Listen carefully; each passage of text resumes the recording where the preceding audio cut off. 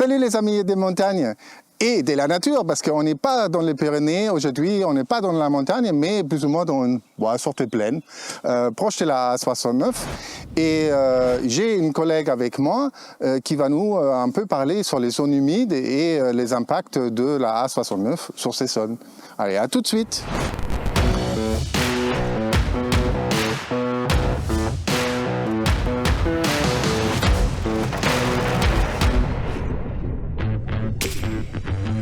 Oui, voilà, on est revenu. On a Jacques avec nous. Tu viens nous joindre, Jacques? Bonjour. Bonjour, Jacques.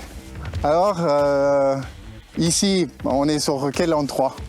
On est à proximité de la rivière du Girou, dans la vallée du Girou, qui est une rivière qui s'étend sur 65 km à peu près dans le Lauragais, entre Puylaurens et Saint-Jory, à proximité de Toulouse. Et c'est quoi spécial ici?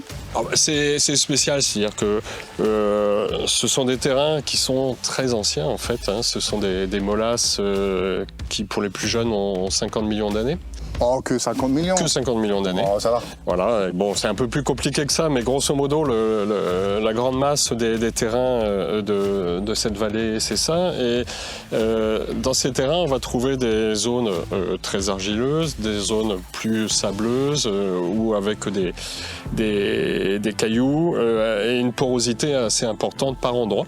Ce qui fait que assez facilement, les précipitations vont circuler, s'infiltrer dans le sol et circuler au hasard des différents cheminements et de la porosité de ce sol. Ce qui fait que de temps en temps, il va y avoir au hasard des talus dans les points les plus bas, notamment à proximité de la rivière. Il va y avoir une concentration des eaux qui vont par gravité arriver au niveau du sol. Et dans ces zones-là, on va trouver finalement des terrains, des sols saturés en eau, des terrains hydromorphes, et on appelle ça des zones humides. C'est pour ça que tout le long du Girou, il y a toute une série de zones humides qui étaient connues depuis très longtemps. Oui, mais tu m'as montré une carte voilà, qui a été assez intéressante, mais ils ont déjà commencé assez tôt de détruire cette zone humide. Alors, c'était un souci ici parce que le Girou était une petite rivière qui méandrait beaucoup et qui, de temps en temps, sortait de son lit. Et du coup, au niveau de Toulouse, ça posait quelques dégâts dans la partie basse, ce qui fait qu'il y a eu un édit royal qui a dit on va faire des travaux de calibrage de cette rivière, et ça c'était déjà au XVIIIe siècle. Donc on a un plan effectivement qui montre qu'il y avait un projet de rectifier la rivière, de la mettre tout droite, et c'est ce qui s'est fait plus tard. Qu'on va pouvoir regarder. Et ce travail qui a été débuté au XVIIIe siècle, ça a été maintenant finalisé avec la A69, c'est ça? Ah bah oui, alors maintenant c'est une nouvelle atteinte aux écoulements d'eau dans ce bassin, c'est-à-dire que la 69 qui est parallèle à la nationale déjà, et parallèle à la rivière, va interrompre, du fait des travaux de terrassement, des blais, des remblais, va interrompre les écoulements d'eau du bassin, et du coup les zones humides qui se situent entre la rivière et l'autoroute vont être privées des écoulements qui saturent le sol, et du coup les zones humides vont finir par disparaître. Oui, mais il nous dit tout le monde, on va compenser, on va faire des jolies choses, que tous les dégâts qu'il fait, c'est réparé. On peut le faire? Alors, on peut le faire dans certaines conditions. Il faut trouver des zones humides dont on connaît les perturbations et dont on connaît le potentiel de restauration de ces perturbations.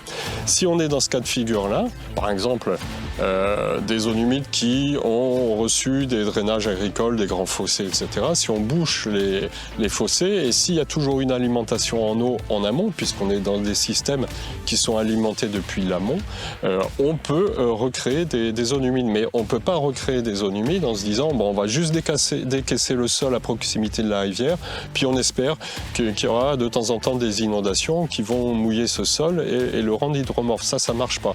D'abord, la rivière ici, elle est déjà encaissée de plus de 2 mètres, donc il faudrait déjà se mettre très bas pour avoir la nappe d'accompagnement du cours d'eau, et on est sur des terrains extrêmement argileux, surtout dans la partie basse de la vallée, où il y a une très faible circulation de l'eau de part et d'autre de la rivière. Donc la nappe d'accompagnement du cours d'eau est très très limitée, ça ne peut pas créer une zone humide.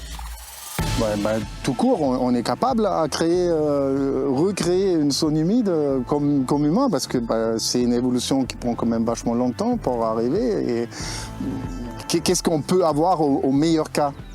Dans le meilleur des cas, si on a des niveaux d'arrivée d'eau dans le sous-sol et qu'on décaisse au niveau de ces niveaux d'arrivée d'eau, on peut espérer implanter au bout de plusieurs années, plusieurs dizaines d'années, une végétation intéressante en termes de zone humide. Mais le sol lui-même, il va prendre beaucoup plus de temps pour que les phénomènes de pédogénèse fassent l'équivalent de ce qu'on a perdu en faisant des travaux de terrassement. Donc on peut avoir quelque chose qui ressemble à une zone humide pour certains aspects, qui peut fonctionner un petit peu comme une zone humide s'il y a une nappe d'eau qui évolue, qui fluctue, on peut la mesurer. Mais de toute façon, on ne va pas récréer quelque chose à l'identique de ce qui a été perdu par un ouvrage.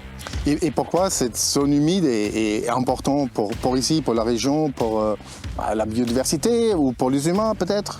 Alors, c'est important pour plein de facteurs, notamment la biodiversité. Ici, on est sur les prairies humides du château de Scopon, où il y a une très très belle station de Jacinthe de Rome, une plante qui est localisée en Occitanie, puis un petit peu en PACA et puis en Italie. Mais c'est là où on a raté, non? Elle est en train de perdre ses fruits là déjà, les fruits sont en train de tomber au sol et puis ça va repartir pour un cycle l'année prochaine. Et du coup, elle est plus visible, alors que normalement, elle est très très jolie.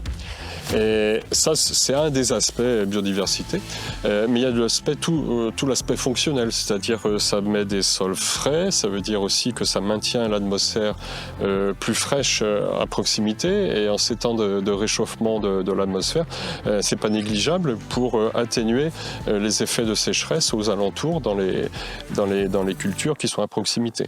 Mais de toute façon, le changement climatique menace ces zones humides en général. C'est pas que ici on a des problèmes, on a des problèmes ailleurs. Oui, mais c'est pas parce qu'il y a une menace liée à quelque chose qui semble nous échapper complètement qu'il faut aggraver ces menaces.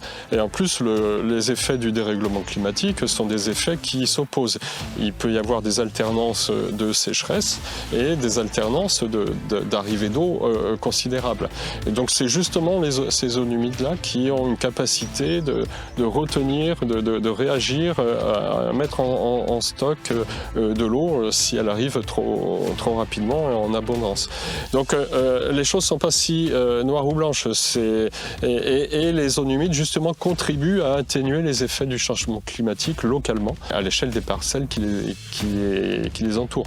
Ces gros projets A69, ils sont promis de faire des compensations, de prendre en considération certains points, mais peut-être ça, tu vas nous expliquer dans une autre vidéo, on va faire, parce que je vois que tu as beaucoup de choses à raconter, mais on va peut-être aller sur certains détails dans une autre vidéo. D'accord, mais très volontiers. Hein, merci pour ces détails-là. Je t'en prie. Super. À bientôt. Alors, vous avez entendu, on va faire une autre vidéo avec Jacques parce que c'est vraiment super intéressant de comprendre aussi toutes ces zones humides et ce qu'il fait et comment ils sont créés, et que des perceptions dans la population ne vont pas toujours les bonnes. Allez, à bientôt.